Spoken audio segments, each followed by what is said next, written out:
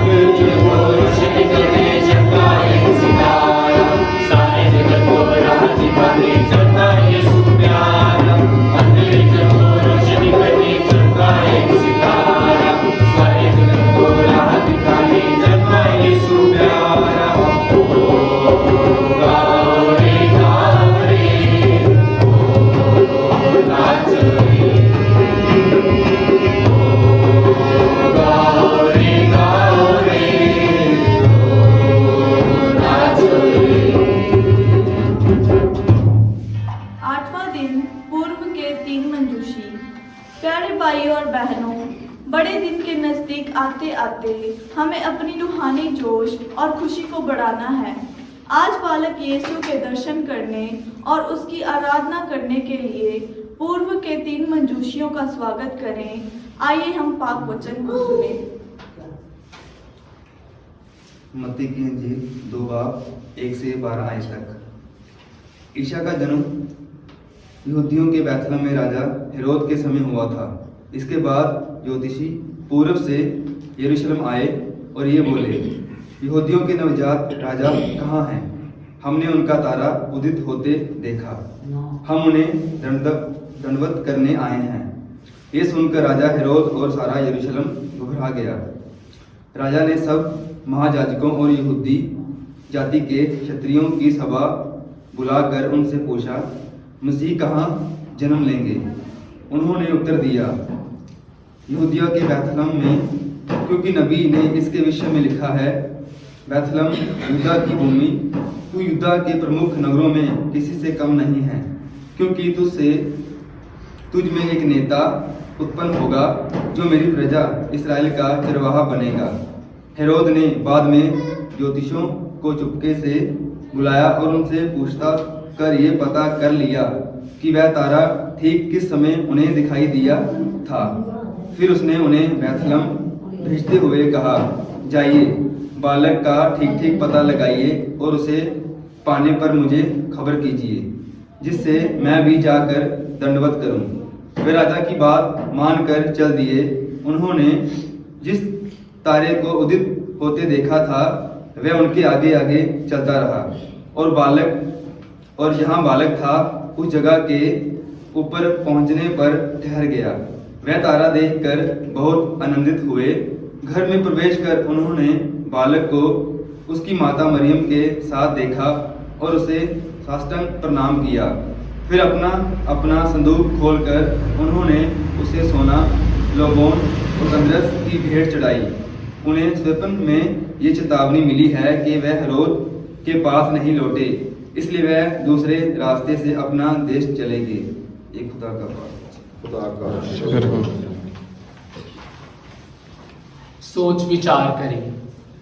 प्यारे भाइयों और बहनों, संत मत्ती अपनी इंजील में 3 मजूसियों को खास जगह देते हैं।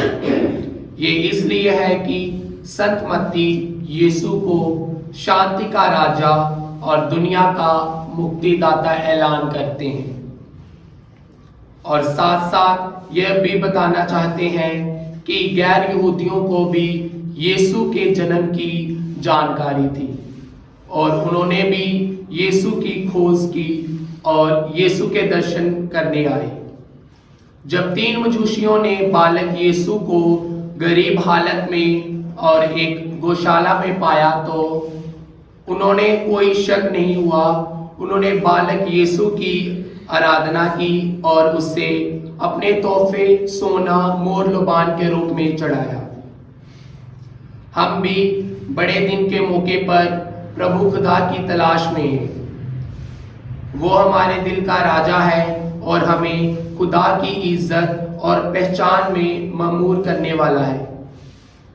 3 राजाओं के समान हम भी हमारे हर रोज की जिंदगी में खुदा की पाक मर्जी की तलाश में रहें, किसी भी कमी कमजोरी से शर्मिंदा ना हो, बल्कि प्रभु यीशु की आराधना करें और उसके रूहानी खुशी से भरपूर हो जाए।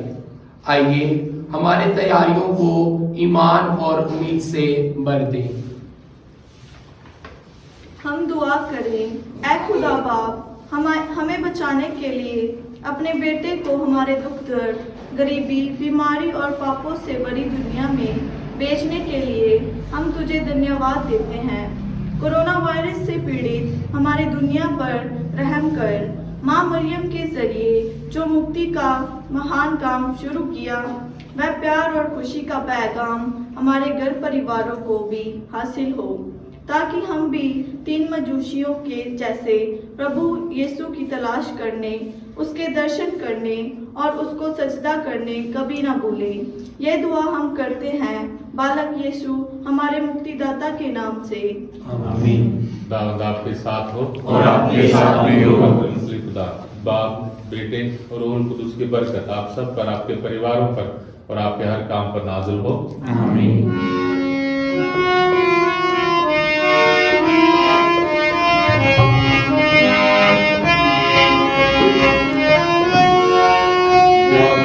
खुशी का आया, रहमत का बादल छाया, दुनिया का पूजी आया, हालेलुया। क्या दिन खुशी का आया, रहमत का बादल छाया, दुनिया का पूजी आया, हालेलुया। ला ला ला ला ला ला ला ला ला।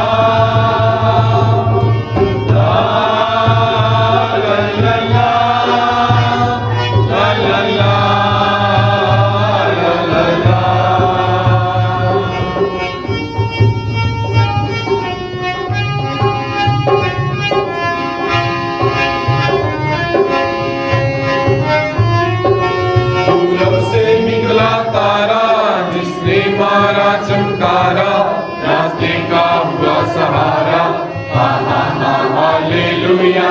पूरब से निकला तारा, जिसने मारा चमकारा, रास्ते का हुआ सहारा, हालेलुया।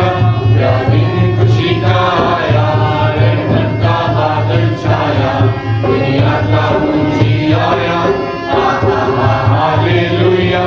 क्या दिन खुशी का आया, रहमत का बादल छाया, दुनिया का पूजी आया, हालेलुया।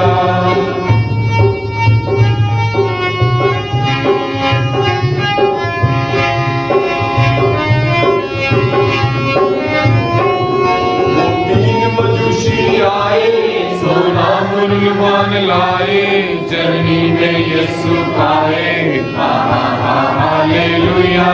वो 3 मजूसी आए, सोना मुर्गवान लाए, चरनी में यीशु आए, हालेलुया।